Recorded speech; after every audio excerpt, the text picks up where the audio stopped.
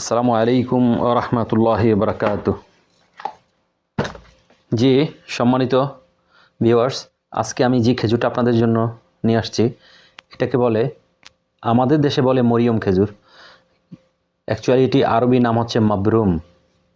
এই মাবরুম খেজুর আপনার আসলে সুস্বাদু একটা খেজুর, কিন্তু এটার ভিতরে বিভিন্ন রকমের হয়। কিছু হয় আপনার এই খোসা মানে একদম উপরে উঠানো, ওইটাকে মশরুক বলে। অনেকে মশরুকটা একটু সস্তা, এই মশরুকটাকে অনেকে মরিয়ম বলে চালিয়ে দেয়। আসলে এটা ঠিক না। খেজুরের ব্যবসা আসলে বিষয়টা কি জানেন, এটার ভিতরে প্রতারণার সুযোগ অনেক বেশি।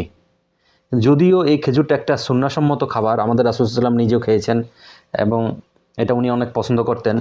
আর এটা সাধারণত আসলে হাজিদের খেদমতে এই ব্যবসাটা সাধারণত হয়ে থাকে। তো আমি মনে করি এই খেজুরের ব্যবসাটা নিয়ে কোনো ধরনের প্রতারণা বা কারোর সাথে আসলে মিথ্যা বলা উচিত না। ঠিক আছে, এই আমি আমি যে বিজনেস যেভাবে করি, দেখুন বিসমিল্লাহ, আপনি একটু দেখেন। এই যে আমার নিচের থেকে আমি খেজুর উঠাইলাম, এই যে নিচের থেকে আমি খেজুর উপরে উঠাইলাম। আমার খেজুরের উপরে নিচে আপনি সব সেম পাবেন, মানে উপরেও যেমন নিচেও তেমনি পাবেন ইনশাআল্লাহ। কোনো রকম পোকামাকড় বা খারাপ খেজুর, মিক্স খেজুর, আলহামদুলিল্লাহ এগুলো যেইভাবে আসছে এইভাবেই পাবেন। এইরকমই আছে সরাসরি, আলহামদুলিল্লাহ।